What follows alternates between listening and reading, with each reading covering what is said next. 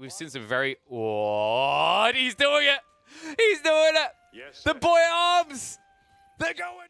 We identified him. We called it right. We actually called it perfect. Rack Attack featuring again on the channel. When we last saw him, I said, this seems like Recon. And apparently, he has been labeled as a Recon now in AoE4 World. So, I mean, either AoE4 World listens to us, and I never advised that, or we were just right. Either way, I'll take it. And I'll take some gameplay from who he's up against. It's Kazva. Let's go. So, Mongols versus English.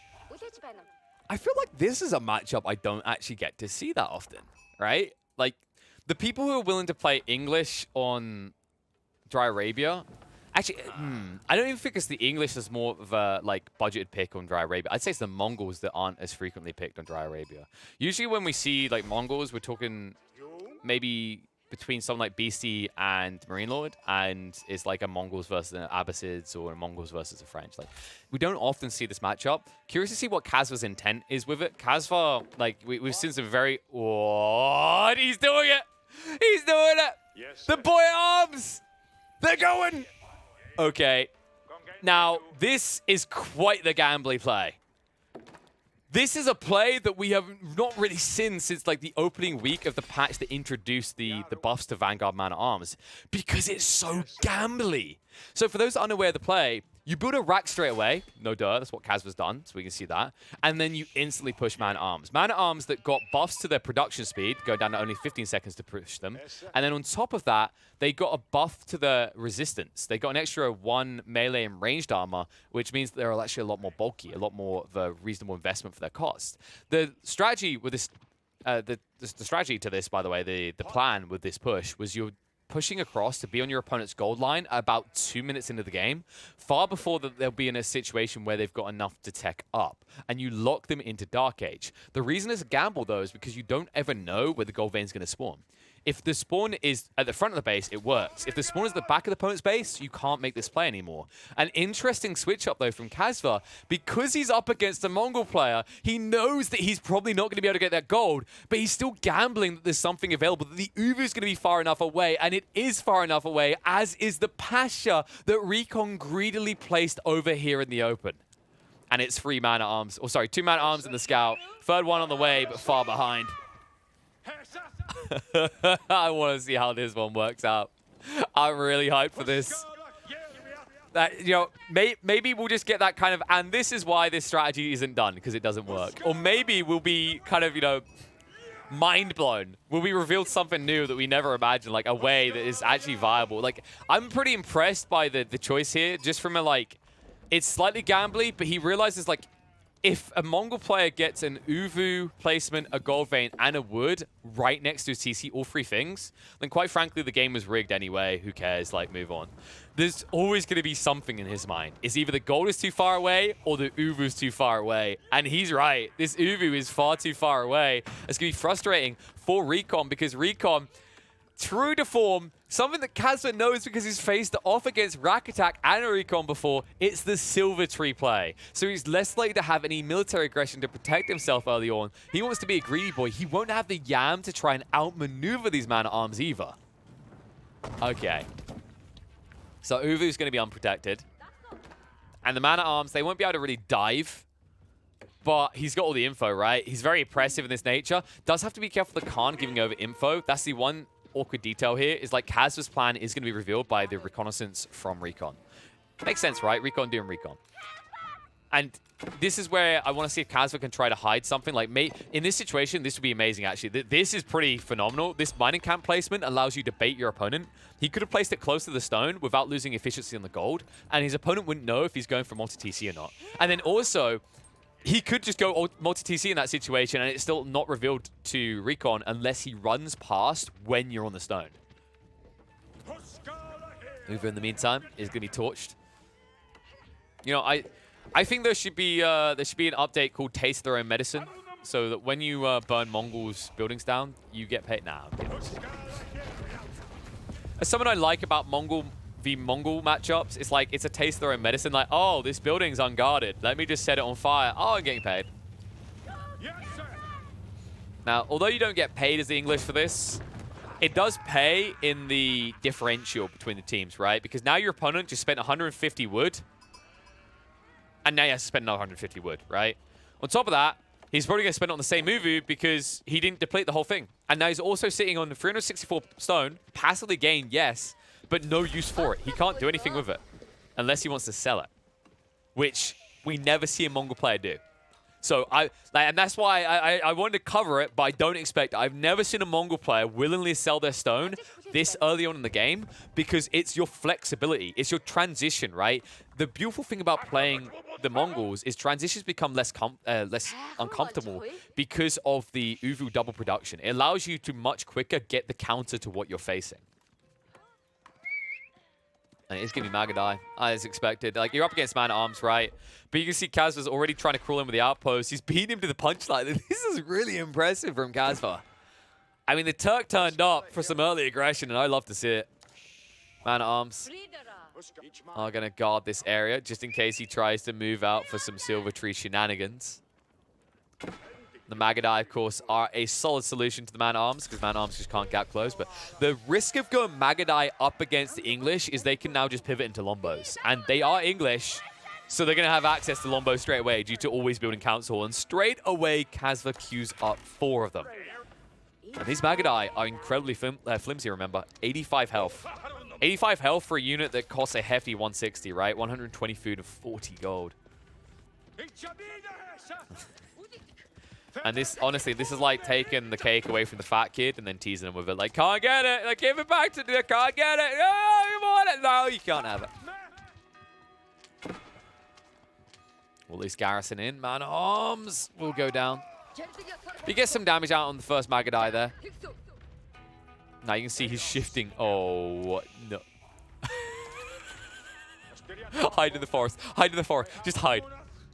There's no way Recon doesn't look for this, right? Like, you see, I actually respect Recon for what he's doing here. He's actually guarding it. Although they found a villager. Uh-oh.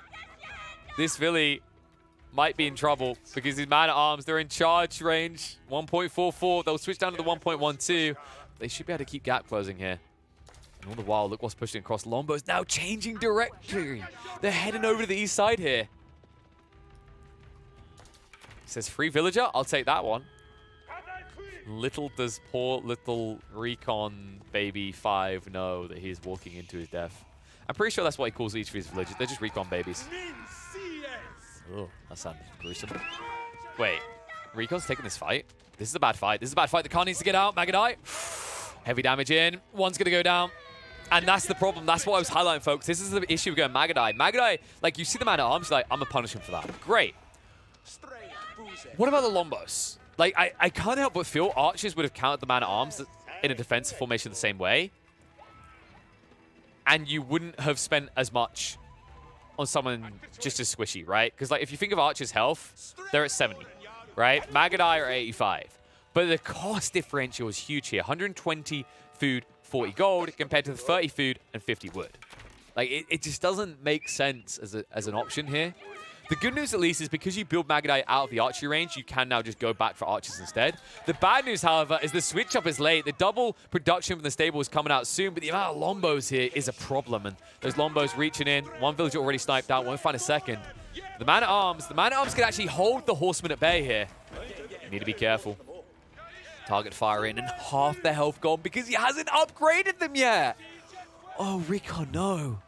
It only takes 30 seconds, and it's worth the delay. The extra health, the extra armor. Like, it's important here. Remember, once you actually upgrade them to Normie Horseman status, they get an additional 1 range resistance there. That would have reduced a lot of that damage. That would have meant that that Horseman got away with, instead of 55 health, probably you're looking at, I'd say, about 67, 70 health. It's a lot more effective HP. Not to mention the fact that you have more health, right? You go up to 120 instead of this 100. And now this outpost going up. And worst case situation, like, this is how you handle a Mongol player, folks. They're a predictive force in the world, right? They love their Uvus. They cherish their Uvus. It's such a critical component. We explained the reasons why. It accesses so many possibilities, so many transitions easier. And it's why you can almost guarantee they'll keep reinvesting. And so far, Recon investing twice in this Uvu has lost 300 wood and has gained practically nothing for it. Yes, he got 468 passive stone, but he lost 2 villages in the process. He double produce to lose a bunch of health off a unit and do nothing with it. Like, overall, this just doesn't feel good. And you see he's trying to guard from reinforcements, but like, if I'm Casva, I don't push more troops now. I just boom up, right? I should be able to boom up pretty freely here. I mean, I say that right now, but Casva, this resource count is a little bit worrying to me. Like, he needs to get another outpost down to stop Recon. Otherwise, Recon will find his way up. Excuse me. Whew. Need to get a mute bump for the mic. Now, Casva could snipe 1 or 2 villagers here if he's quick. But I think Recon's watching. He's not got anything else to keep an eye on right now. And, well, the Silver Tree has done nothing. This is the most worthless Silver Tree I have ever seen in a game of Age of Empires 4. And I've seen people build them on Moored Islands, where it's just a marketplace.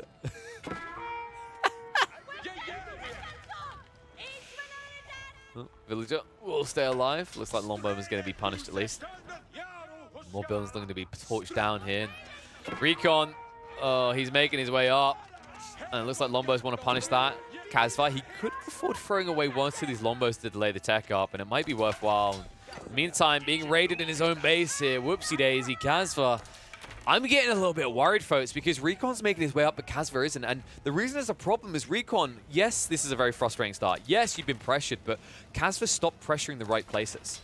This is a great start, but you need to crawl in on the wood line. You need to deny wood. You need to stop him getting the additional stables. You need to find a way of like getting an outpost close enough to this gold vein, which he could have done and should have done earlier. Had he done that, tech up isn't feasible. Or even if Recon does get a tech up, he won't be able to afford the lances straight away. However, due to a lack of formal aggression in the right place, Recon's now going to be able to access the Castle Age. And not only that, with that Castle Age, he should be able to get the initial lances out. Yeah, I mean, this is a great play, Casva, 2 minutes ago. Or 1 minute, like even a minute ago. Because the step readout's going to get online. And the first lances are coming out. And right now, you don't have the solution on the front line. Because this force in the center has delayed your reinforcements. The spearmen haven't been coming. He's pushing him now. This is still going to be tight. Casva can make this work if he gets into siege engineering. And he's got it. Yeah, he's got it at the ready. And that's big, folks, because when you're playing this English, remember this aura, this attack speed buff from your outpost does affect rams as well. Reduces their attack speed from 5 seconds to 4.33 seconds, if I recall correctly. I think it's around that number. And I think it goes down to about 3.83 when you get the network of citadels. We'll see. I'm doing that thing in my eyes. I'm thinking about it. It's like it's awkward because you have to remember the network of castles aura isn't correct for most units. It gives varying attack speed buffers, percentage-wise. Just doesn't handle the numbers correctly. I think spearmen get almost the full. Man at Arms do get the full attack speed buff. Longbows get about 16%. I think 16 or 18.3% attack speed buff. Wow. Recon, you can see the pressure right now. He's building the siege workshop because he just can't get units out to build a siege in the field. Like, he'd need to get a blacksmith and he'd need a Nuvu. This is why we're seeing the siege workshop. Like, he doesn't have blacksmith siege engineering improved, so he can't even think about using units to build siege. It's not often we say that about Mongols, but in this situation, it's so true. There you go, 4.36. So I said 4.33. I was close. Damn, I was so close. Another push in. And it goes down to 3.83, I believe it is, when you get the network of citadels. But why am I talking about network of citadels? That ain't coming out. This pressure coming in is heavy. Outposts taking heavy damage. Longbow starting to target down the villagers as the villagers have to pull forward onto the ram. And that's a bad, bad trade for Recon. The Longbow count is too high here. The pressure is mounting and he needs to get on this gold, but it won't be for free. Longbows pull back for the moment. Eco count, almost 10-point lead now for Casva. This sprinkled upgraded outpost, it seems like it should be frustrating, but it's not going to be frustrating enough. A new ram going up. Maybe you can get 1 Lancer, possibly 2 out, but 2 Lancers isn't going to be enough with this many Lombos and a few Spearmen on the front line from Casva. Casva, well, he has delayed going into the farms for a long time. That's the price of pushing this many Lombos, but he's starting to stabilize a little bit. He's reaching a point where he can afford both. If he ever gets to 2 Rams, this game might just be over. Second outpost. 1 upside for Recon. All that stone he accrued that he couldn't use, it finally has a use, and it's his sprinkled upgrades. Free Sprinkles here could do a lot of damage because remember they hit for 60. The resistance on these rams is 30. So each shot actually adds up quite fast onto these rams. And I love this switch up from Kazva. Don't go after the outpost. Don't bait yourself into losing to torch damage from the villagers. Take out the stables instead. Pack up Forced. Has to roll it away. Treb in the base of Recon. Now targeting out that outpost. Outpost is going to struggle to stay alive here. And it looks like Kazva is running out of time fast here. If he wants to apply the pressure, it has to be now. The hesitation might cost him dearly here. Recon, he isn't getting the step readout benefit, right? He's not getting that 50% drop-off increase because he's dropping off at the TC, but he's getting gold nonetheless. Gold that he desperately needs. And the push in now. Lancer comes out. Lombo count, still reasonably healthy though. Ram starting to target out on the outpost, and now the switch around. Switch over onto the villagers. Forces out the full garrison here. The Rams tanking the fire. Villagers, they get the torches ready to play. Kazva can start targeting out the villagers again, but instead, is he going to go for a different target? No, he splits up between them. Ram goes down. Outpost still standing. Lombo count depleting fast for Kazva, and Kazva not necessarily getting the eco count requirement to win this game. Torches, Recon goes after the second ram. Once that ram is gone, Kazva's done on the front line. The re-garrison everywhere. Optimal from Recon, minimizes casualties as much as possible and will buffer Kazva away again. This time, I don't know if Kazva can continue the assault. Like, he's lost the forward outpost. He doesn't have the attack speed buffer. He lost 2 rams. He hasn't got enough farms down just yet, right? He's only now switching over. And this switchover is going to be him sacrificing tempo. Recon with the stabilization. This is where he can start to push Lancers in quantity. A quantity that Kazva will not be able to deal with anymore. And this... I can't believe he's building another one. I just... Folks, it was a damn good idea. I saw some potential. But this ain't it. This is where you cut losses and just tech up. Like, you just have to hoard for Castle Age. And it's dangerous, yes. Like, you're up against the Mongol players about to rush you with Lancers, but I just don't see how 1 ram is going to do it now. Like, 2 rams failed there. And you have got less than half the longbows you had when you last attempted this. Ay, ay, ay. Yeah, that attack speed buffer is going to be going even further back, all the way back to your base, because this outpost, like, 1 villager won't be able to repair it. Nobody can save it. More troops coming. Kaiser says, in for a penny, in for a pound. Before saying, I don't know why I said that. We don't use pounds. Recon. What is going on here? Like, this is a very weird play from Recon. He doesn't need to be on this wood line. Like, Northern wood line. Yeah, just go Northern wood. Come on. That had to have been a misclick. There's no logical reason why all these villages came to the southern wood line. Like, there's no outpost on the backside, so... I don't know. Maybe he was worried I think it was the Lombos were wrapping there, right? And he got over paranoid. But, yeah, this is do or die. Like, Kazva, I think he's going to wait for 4 rams and then go. The problem is how many Lancers are going to be in the field. I think there's going to be 6 to 7 Lancers at least, and that's enough to defend. And you've only got 4 man at arms, no spears. I hate to sound like a negative Nelly here. Actually, I don't care if you think I'm a negative Nelly. Like, this is going to fail for Kazva.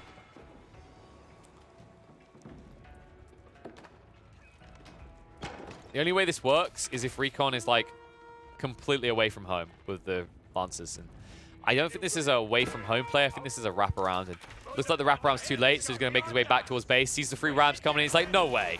There's no way he's doing this, right? Yeah, way. This is exactly what he's doing right now. He's pushing in. This double outpost with the Sprinkle upgrade is going to do some decent damage. The Lancers can march in here. And this is do or die for Kazva, but a lot of work ahead of him, folks. Villagers forced away here, trying to keep the gathering going to make sure a few new units can come out.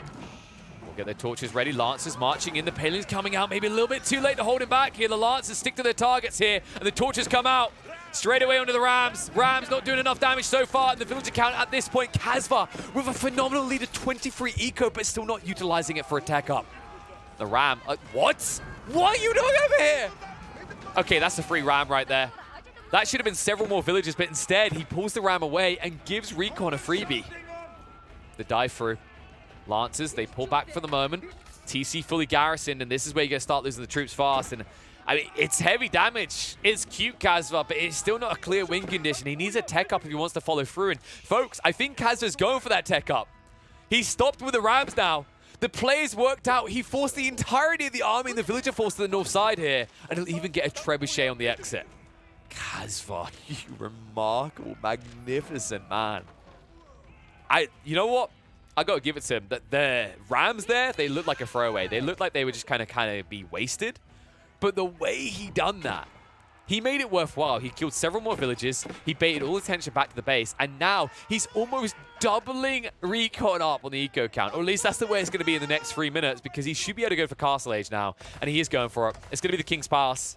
His eco is going to be booming. The income numbers are going to be phenomenal for him right now. Recon, because he got denied on the food, because he made the cardinal sin that so many Mongol players do, where they stick their food predictably in one place under their TC, he falls victim to this ram rush. And you know what? It sounds almost nitpicky, but imagine the difference if Recon put his food at the back of the TC. Why is that a big deal? Because he was at 0 food. He wasn't pushing villages the whole while. He couldn't push out horsemen or lancers or anything, really. And it meant that Kazva got maximum exploitative value out of that play. He didn't need to end the game with the Rams if he shuts down your eco, and Recon offered that up willingly.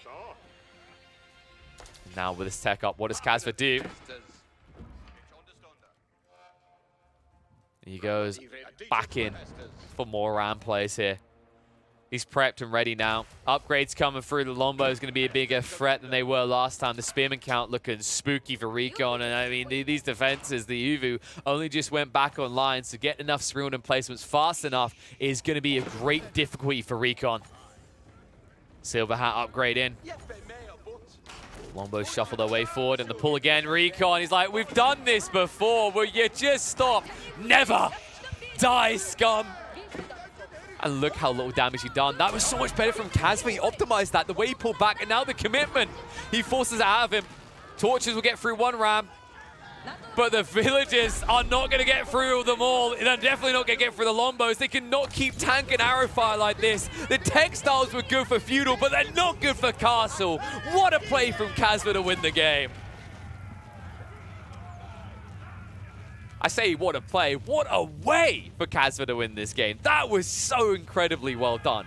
We don't see Man at Arms rushes. It feels cheesy, it feels ineffective. He presented a way in which you can minimize that RNG and lose game factor feel to it. On top of that, the way that he kept ram rushing is something we just don't see anymore out of the English, but it was to his credit. I think the issue you have in a lot of situations like this is, like we talked about the branch off I was expecting. A lot of players would have taken a step back and said, this hasn't fully worked out. I got some value. I sniped some villagers. Time to boom up. But Kazva, man, he's that guy who just keeps putting all of his money on black at the roulette table, right? He's just going to keep working it out. It's a 50-50 type play because there's ways in which Recon can counter this, but Recon, he bulks under the pressure. He bulks under the panic, right? It comes back to that food.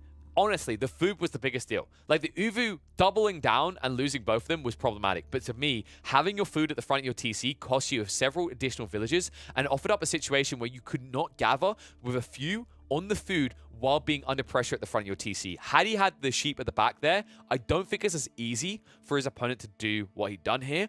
I think the threat for him, the paranoia, was that if he does put his sheep on the north side, then Kazva will just prioritize attention on the north side of your base, focusing out both your wood and food.